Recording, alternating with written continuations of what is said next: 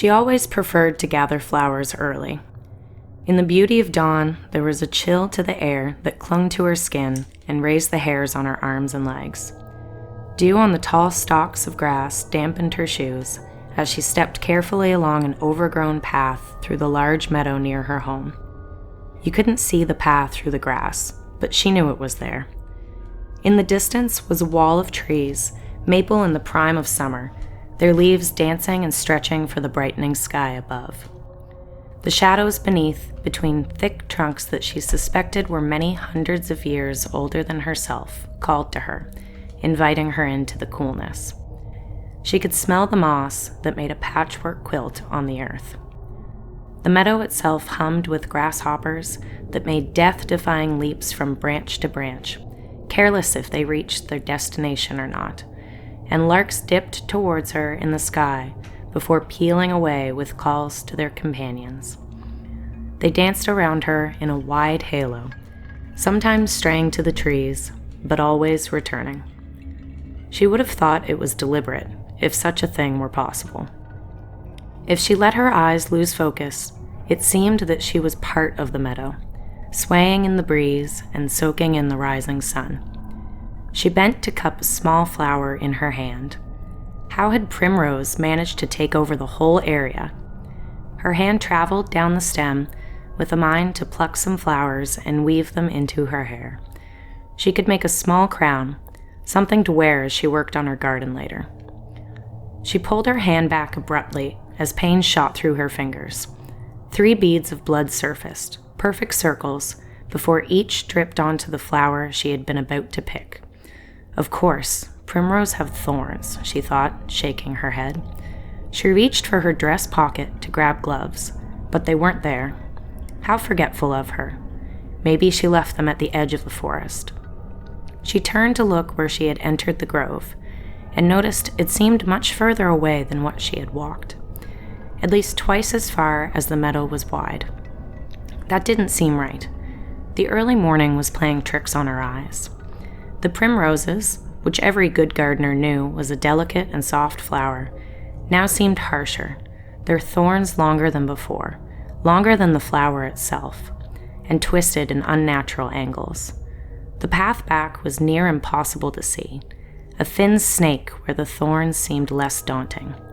Had she just walked through that? She took a step towards the thorns and decided against it. She would walk the rest of the way across the meadow and loop around in the forest where there was no undergrowth to retrieve her gloves. The path forward shimmered, leaves dewy in the hot sun, damp to the touch, each petal the size of her hand. The size of my hand, she thought, frowning. That doesn't seem right. The cobblestone of path shone, inlaid with silver foil, each square fitting as if grown rather than built in a straight road to her destination. With each step, she watched the path grow larger. What was 2 feet across for her first few steps was as large as a country road after a few minutes. The primroses were forced further to the side as the path expanded, until she had to strain her eyes to see the giant, human-sized petals of these great plants. She hadn't realized, upon first inspection, that the entire last quarter of the meadow was silver-veined cobblestone, equal to any palace square. A light flashed above her as she reached the meadow's edge. Could she really call it a meadow at this point, she wondered? And as she looked up for its source, her foot caught a root that tore from the ground and through a stone, and she fell, hard. She screamed as she did, barely catching herself with her hands before her head hit the pavement. Jesus, I could have really hurt myself, she thought with alarm, and no one would know. The meadow was silent. Maybe it had always been silent, she thought, but she knew that was wrong too. The kind of wrong you can't put your finger on, but that twists your stomach. The grasshoppers, the larks, the rustling of leaves, gone. The absence of these sounds deafened her. The silence was oppressive, a force that squeezed her, tried to choke her, to steal the sound of her beating heart. She stood quickly and brushed her clothes off, breathing hard and stomping to break the quiet. Her injuries were worse than she'd originally thought from the fall. Both knees and elbows were bloodied, and her hands gleamed in the setting sun with shards of silver that had come free from the stone.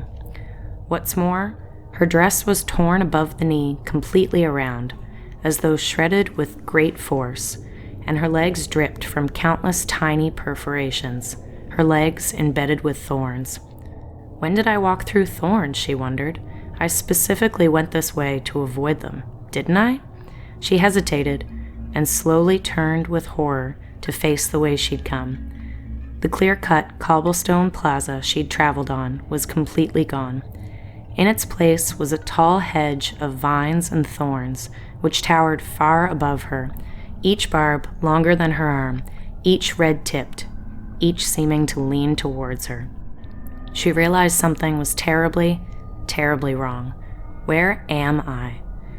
She examined the hedge for a moment for any path through, any indication that she had just come this way, and found none. So rationally, she must not have come that way, and she clearly couldn't forge her way through.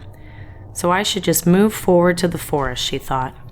She congratulated herself on her calm thinking in the face of this grim change of scenery. She wasn't quite sure how she got her injuries now, but was hell-bent on getting out of the meadow and back home to clean up, maybe have a nice cup of tea. She spun and took a determined step into the forest, and gasped as she felt a barb pierce her arm. The thorn wall had snuck around her where the forest had been moments before. She was surrounded. She stepped back, involuntarily, and screamed when this time a thorn tore through her leg with more force than she'd stepped with. The thorns stretched towards her from every direction, blocking out the sun, tips dripping with a deep red liquid. She knew instinctively that she did not want this liquid to touch her, and knew just as well that she could not stop it. The vines dove at her from every direction. She fought for her life, trying to push through the bramble as they wrapped around her, barbs like spears puncturing into one leg, then an arm, then through her hip, her skin boiling where they dripped, her shrieks echoing as the thorns skewered her, raising her above the ground like a bloody marionette until she couldn't move. Above her, one sliver of sky remained visible, a deep blue sliver with a lazy cloud that drifted with the breeze, was her last vision as a spike pierced through her chin and erupted through the back of her skull. The screams stopped. The vines stopped. And after a time, the sound of grasshoppers and larks began again.